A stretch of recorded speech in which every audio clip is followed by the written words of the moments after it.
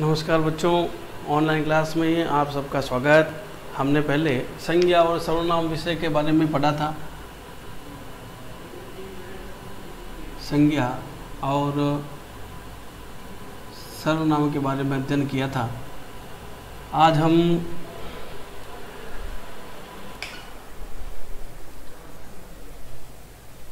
विशेषण के बारे में अध्ययन करेंगे। विशेषण किसे कहते हैं? जैसा मैंने ऊपर लिखा था, संज्ञा और सर्वनाम। संज्ञा और सर्वनाम की जो विशेषता बताते हैं उसी विशेषण कहते हैं। संज्ञा और सर्वनाम की विशेषता बताते हैं उसे विशेषण कहते हैं। अब वाक्य लिखा हुआ है, जयपुर सुंदर है। तो जयपुर की जब बात करते हैं तो जयपुर किस प्रकार का है, कैसा है? सुंदर है। सुंदर होना यानी इसका क्या हो गया? गुण हो गया। यानी विशेषण क्या करता है? संज्ञा और सर्वनाम की विशेषता बताता है। अब आप लोग कई बार अपने दोस्तों के साथ खेलते रहते हैं और एक दोस्त जो शरीर में मोटा होता है तो आप उसे क्या कहते हैं? मोटू मोटू कहकर बुलाते हैं। बुलाते नहीं बुलाते? एक बिल्कुल पतला सा होता है, उसे आप पतलू पतलू कहकर बुलाते हैं। ऐसा क्या हो गया? वो भी उसके गुण माने जाते हैं। क्या माने जाते हैं? गुण माने जाते हैं। इसलिए परिभाषा क्या कहती है? संज्ञा व सर्वनाम की विशेषता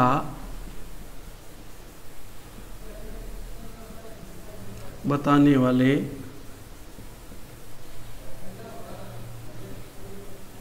शब्दों को आप भी, ये जो परिभाषाएं लिखाई जा रही है ये भी परिभाषाएं साथ साथ में आप अपने कॉपी में लिखिए। को विशेषण कहते हैं। दूसरा, आपके मोहल्ले में खूब सारी गायें आती है, उन गायों का रंग भी अलग अलग होता है। जैसे आप लोग समझेंगे, जैसे गाय सफेद है तो इस गाय की विशेषता क्या है? सफेद है। तो ये इसका क्या हो गया? विशेषण हो गया। क्या हो गया? विशेषण हो गया। विशेषण में एक चीज और ध्यान में रखनी चाहिए, वो होती है विशेष्य। क्या होता है? विशेष्य। अब आप सोचते हैं विशेष्य किसे कहते हैं? वाक्य में जो संज्ञा और सर्वनाम हैं वो क्या कहलाते हैं? वही विशेष्य है। क्या है? विशेष्य। दूसरा, हम ये भी कह सकते हैं जिस शब्द की विशेषता बताई जाती है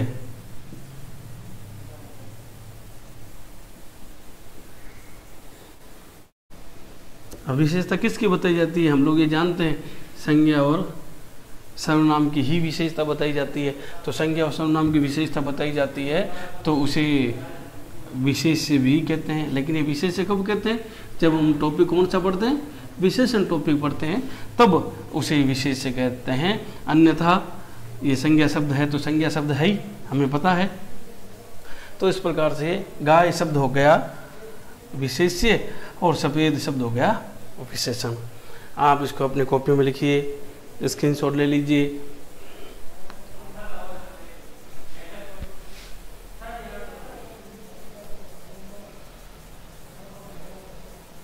चलिए अब हम इसके भेदों के बारे में पढ़ते हैं।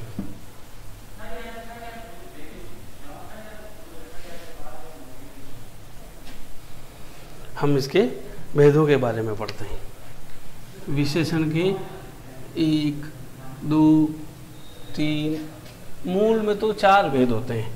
अब धीरे धीरे 5वां भेद भी चलने लग गया। तो सबसे पहले गुणवाचक विशेषण। नंबर 2 संख्यावाचक विशेषण। नंबर 3 परिमाणवाचक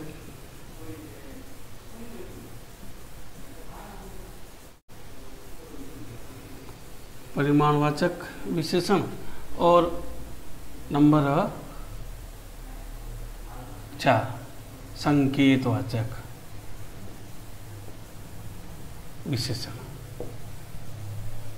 अब हम लोग आगे चलते हैं। सबसे पहले गुणवाचक विशेषण की बात करते हैं।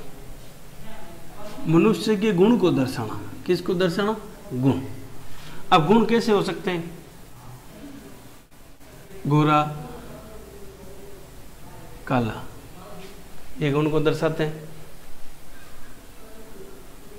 मोटा, पतला, लंबा, बौना, ये किसको दर्शाते हैं? गुण को ही तो दर्शाते हैं। किसी का किसी प्रकार का गुण हो सकता है। तो ये जो गुण को दर्शाने वाले शब्द हैं वह गुणवाचक विशेषण के अंतर्गत आता है। तो इसकी परिभाषा क्या होती है? गुणवाचक विशेषण की परिभाषा, तो गुणवाचक परिभाषा क्या कहती है कि जिस शब्दों से जिन शब्दों से संज्ञा या सर्वनाम की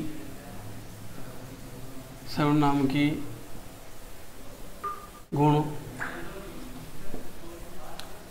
दशा, अवस्था, जिन शब्दों से संज्ञा या सर्वनाम के गुण, दशा, अवस्था को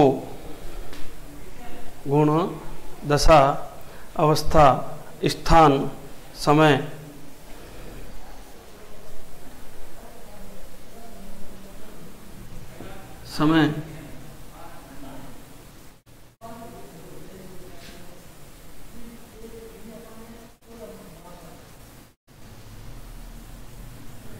रूपी विशेषता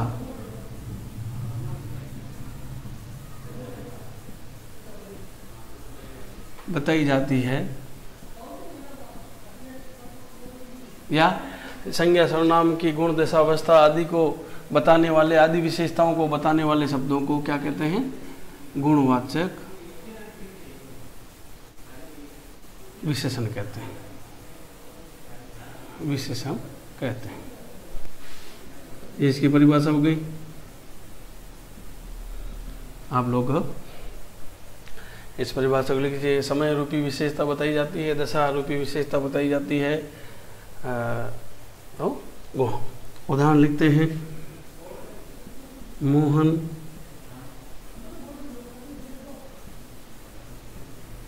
ईमानदार है। तो मोहन की विशेषता क्या हो गई? ईमानदार होना। ये इसकी विशेषता हो गई।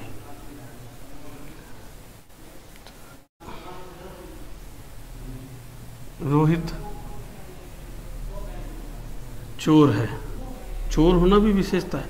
दो प्रकार की अच्छी विशेषताएं भी होती है, बुरी विशेषताएं भी होती है। तो चोर होना बुरी विशेषता है, तो रोहित चोर है ऐसा लिखा हुआ, तो ये भी उसकी विशेषता ही है।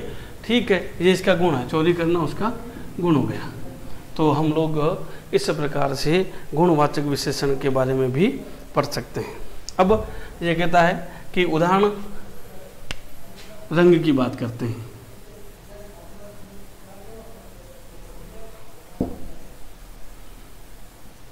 उसका कमीज लाल है।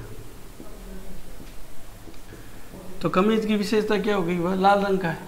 काला है, सफ़ेद है, कुछ भी, यानी रंग को दर्शाने का जो काम करेगा, रंग को दर्शाने का काम करेगा वह कमीज, रंग को दर्शाने का जो काम करेगा वह भी एक प्रकार से क्या हो गया? विशेषण हो गया। कौन सा विशेषण हो गया? गुणवाचक विशेषण हो गया। उसके अलावा वह पूर्वी दिशा में जा रहा है, पूर्वी दिशा में जा रहा है तो भी पूर्वी दिशा, दिशा की विशेषता क्या हो गई। अब एक चीज़ आपको समझनी है और वो चीज़ आपको ध्यान में आएगी कि राम पूर्वी दिशा में गया, ऐसा मान लीजिए लिखा हुआ है। अब आप सोचते हैं कि इसमें विशेषण शब्द कौन सा है, तो आपको ध्यान क्या रखना पड़ेगा, दिशा शब्द और राम शब्द दोनों संज्ञा शब्द है, दोनों क्या है, संज्ञा शब्द है, राम और दिशा। लेकिन पूर्वी का राम से कोई संबंध नहीं बैठ रहा है, तो राम के साथ तो है नहीं, तो राम की कोई विशेषता नहीं है। अब दिशा शब्द भी क्या है, संज्ञा शब्द है, लेकिन अब दिशा कौन सी, तो आप कहेंगे पूर्वी दिशा। निश्चितता हो गई ना, यानी दिशा भी कौन सी हो गई, पूर्वी दिशा हो गई। तो दिशा की विशेषता क्या है कि यह पूर्वी है। उत्तरी होता तो उत्तरी हो जाता, दक्षिणी होता तो दक्षिणी होता, पश्चिमी होता तो पश्चिमी होता, पश्चिम नहीं पश्चिमी, ये जब लिखा हुआ आएगा तो यह भी गुण को ही दर्शाता। दिशा का गुण क्या है, ये पूर्वी दिशा है। तो इस प्रकार से ये कभी संज्ञा शब्द के आगे लगता है और कभी संज्ञा शब्द के पीछे लगता है, यानी विशेषण आगे भी लग सकता है और पीछे भी लग सकता है। तो आप लोग इन चीज़ों को अपनी कॉपी में लिखिए और शेष जो 3 भेद हैं वो हम कल पढ़ेंगे। धन्यवाद। कोई चीज़ समझ में नहीं आए तो कमेंट बॉक्स में लिखिए, लाइक कीजिए, सब्सक्राइब कीजिए।